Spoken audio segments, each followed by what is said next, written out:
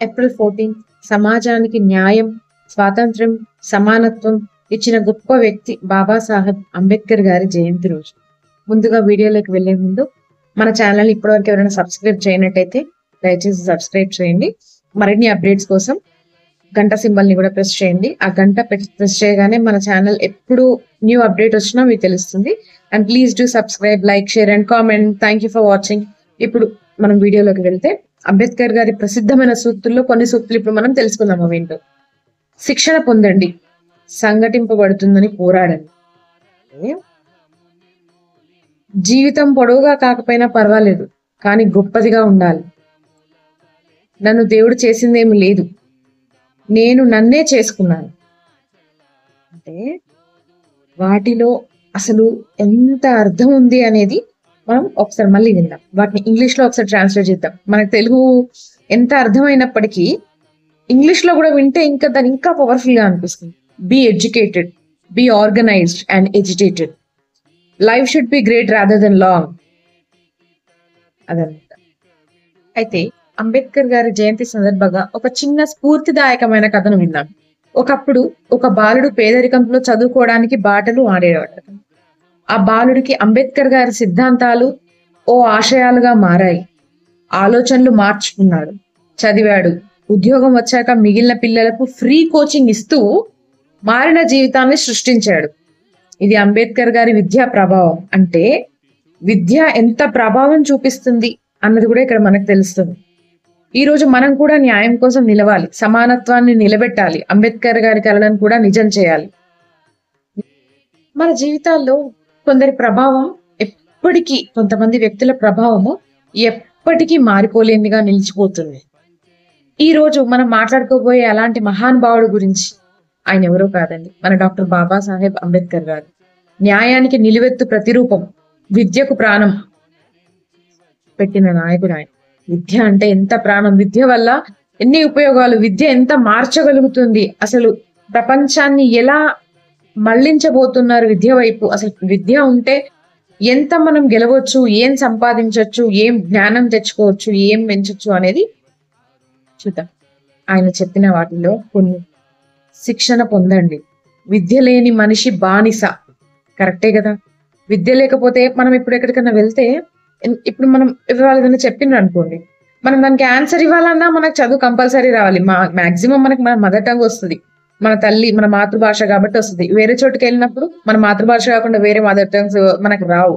అప్పుడు మనం చదువుకున్నట్టయితే మిగతా భాషలు కూడా నేర్చుకుంటాం, జ్ఞానం కూడా సంపాదిస్తాం. ఇంకా నా జీవితాన్ని నేనే తీర్చిదిద్దుకున్నాను, అది దేవుడు కాదు అన్నాడు ఆయన.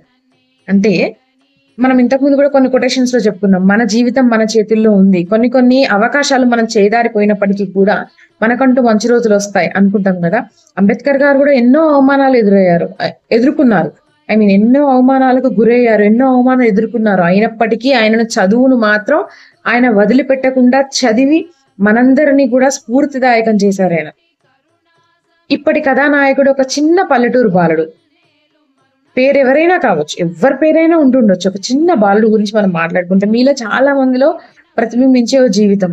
అతని కుటుంబం రోజు కూలీ చేసుకుంటూ బ్రతుకుతుంది. చదువు అంటే అతనికి ఒక కళ, అదొక కళ మాత్రమే ఉండేది. పుస్తకం అంటే ఓ ఖర్చు. వాళ్ళ దృష్టిలో కూలి పని చేసుకునే కుటుంబం అయినా, కూలి పని చేసుకునే చిన్న కుటుంబం కాబట్టి వారికి చదువు అనేది ఒక కళలాగే మిగిలిపోయింది. పుస్తకం అంటే ఒక ఖర్చు, డబ్బులు పెడితే ఎందుకు అది ఎంత ఖర్చు చేయడం, మనకు అంత అవసరం లేదు కదా, అది ఒక కళలాగే మిగిలిపోయింది అనమాట. సో విద్య కోసం స్కూల్ బయలుదేరిన అతనికి ఏం ఎదురైంది తెలుసా? అప్పట్లో మనం ఇప్పుడు ఇంత ఫ్రీగా అసలు స్కూల్ కి వెళ్ళాం, ఒక్కొక్కసారి పేరెంట్స్ కూడా నేను వెళ్ళను అని చెప్పి డిమాండ్ చేస్తూ ఉంటే, ఇప్పుడు నా జనరేషన్ అయితే నేను వెళ్ళను, ఇవాళ నాకు రేపు హాలిడే ఉంది, సో నేను ఇవాళే వెళ్ళను, నేను ఎంజాయ్ చేయాలి, ఇట్లా మాట్లాడుతూ ఉంటారు కదా. ఒకప్పుడు ఇలా ఉండేదట. సో ఆయన విద్య కోసం వెళ్ళినప్పుడు ఆయనకు వివక్ష ఎదురైందట, కులభేదం ఎదురైందట, ఉపేక్ష ఎదురైందట. ఒకరోజు క్లాస్ లో ఒక మాస్టర్ అంబేద్కర్ గారిని గురించి చెబుతూ చెప్పారు, ఆయన బహిష్కృత వర్గాలకు విద్య ఆశీర్వాదం ఇచ్చినవాడని. ఆ మాటలు ఆ బాలుడి గుండెల్లో నిలిచిపోయాయి. అతనికి అర్థం కాలేదు, ఇంత చెప్తున్నారు అంబేద్కర్ గారి గురించి, అసలు మనం కూడా ఏం చేయాలి, ఏం చేస్తే బాగుంటుందని ఆయన గురించి ఇంకా పూర్తిగా. అప్పటి నుండి అతనికి అంబేద్కర్ గారు ఒక దేవుడిలా మారిపోయారు. వీడియోలు చూసి, పుస్తకాలు చదివి, అనేక రకాల అంటే అనేకమైన అటువంటి మాటలు, చాలా మంది మనలాంటి వాళ్ళు ఎవరో చెప్పే మాటలు, ఆయన ఆత్మవిశ్వాసాన్ని కోల్పోకుండా ఇంకా ఆయన గురించి విని ఇంకా ఇంకా ఇంకా తెలుసుకొని ఇంటర్లో స్టేట్ టాప్ ర్యాంక్ తెచ్చుకున్నాడు. డిగ్రీ పూర్తయ్యాక కోచింగ్ సెంటర్ పెట్టాడు. ఒక్కడే కాదు, 100 మంది విద్యార్థులకు ఫ్రీ కోచింగ్ ఇచ్చాడు ఆయన. అతనికి ఒకే మాట, విద్యలే మార్గం, అంబేద్కర్ గారు మార్గదర్శి అని చెప్పాడు. ఆయన చెప్పిన మాట, విద్యలే మార్గం, అంబేద్కర్ గారే మార్గదర్శి మనకు అని చెప్పాడట ఆ మనిషి. ఆయన స్ఫూర్తిదాయకంగా మనకి ఇప్పుడు నిలబడ్డ ఒక మనిషి ఎవరైతే ఉన్నారో, చిన్నప్పుడు చదువు కలగా మిగిలిపోయి పుస్తకం ఖర్చుగా మిగిలిపోయిన మనిషి అంబేద్కర్ గారి గురించి తెలుసుకొని ఆయనను స్ఫూర్తిగా తీసుకొని చదివి ఇంటర్ స్టేట్ ర్యాంక్ లో పాస్ అయిన తర్వాత డిగ్రీ చదివినాక ఒక కోచింగ్ సెంటర్ పెట్టి అందరికి ఫ్రీగా ఇచ్చి ఈ మాట అన్నాడట, విద్యలే మార్గం, అంబేద్కర్. అయితే ప్రతి సంవత్సరం అంబేద్కర్ జయంతి వస్తూనే ఉంది, పోతూనే ఉంది. అది అలా వెళ్తూనే ఉంది. మనం మాత్రం మనమైనా కొన్ని ప్రశ్నలు వేసుకోవాలి కదా, అసలు మనం ఏం చేస్తున్నాం, ఎటు పోతున్నాం, ఏం జరుగుతుందని. ఈ అంబేద్కర్ జయంతి సందర్భంగా మనల్ని ఒకసారి అడుగుదాం. అంబేద్కర్ గారి కలను నిజం చేస్తామా? మన పిల్లల్ని చదివిస్తామా? న్యాయం కోసం నిలబడతామా? అందులో మనం కొన్ని చేస్తున్నాం ఆల్రెడీ. మనము చదువుకుంటున్నాం, మన పిల్లల్ని కూడా చదివించుకోగలుగుతున్నాం. కానీ న్యాయం కోసం ఎంత మంది నిలబడుతున్నారన్నదే ఒక్కసారి మనల్ని మనం ప్రశ్నించుకోవాలి. అసలు న్యాయం అంటే ఈ రోజుల్లో చాలా జోక్ అయిపోయింది. నిజంగా చెప్పాలంటే న్యాయం కోసం కొట్లాడే వాళ్ళకు న్యాయం జరగడం అంటే చాలా టైం పడుతుంది. అన్యాయానికి ఉన్నంత ఇప్పుడు ఈ కాలంలో న్యాయానికి అంత ఇంపార్టెన్సే లేదు. ఎవరైనా న్యాయం కోసం కొట్లాడినా వాళ్ళని విచిత్రంగా చూస్తున్నారు. మనల్ని మనం ఒక్కసారి ప్రశ్నించుకుందాం, న్యాయం కోసం మనం నిలబడుతున్నామా లేదా అని. ఆయన వాక్యం గుర్తుంచుకోండి. ఏంటో తెలుసా? ఆయన చెప్పిన వాక్యం మనం గుర్తుంచుకోవాల్సింది, విద్యే శస్త్రం, దానితోనే సమాజాన్ని మనం మార్చవచ్చు. ఆయన చెప్పింది ఏంటంటే, విద్యనే శస్త్రం, దానితోటి మన సమాజాన్ని మనం మార్చవచ్చు అని చెప్పిన మహానుభావుడు ఆయన. అయితే ఈ కథ ఒక బాలుడిది కాదు, మన సమాజంలో 40% మందికి ప్రేరణ. తెలుసా? మనం ఇప్పుడు ఇందాక ఆ బాలుడు గురించి మాట్లాడుకున్నాం కదా, అతను చదువు కళ అనుకున్నాం. ఆయన డిగ్రీలో ఇంటర్లో స్టేట్ ర్యాంక్ వచ్చిండు, డిగ్రీ తర్వాత కోచింగ్ సెంటర్ పెట్టి చాలా మందికి చదువునిచ్చిండు. ఈ రోజు నుండి మనం అంబేద్కర్ గారి కళలను ముందుకు తీసుకెళ్లే మనం కూడా అవుదాం.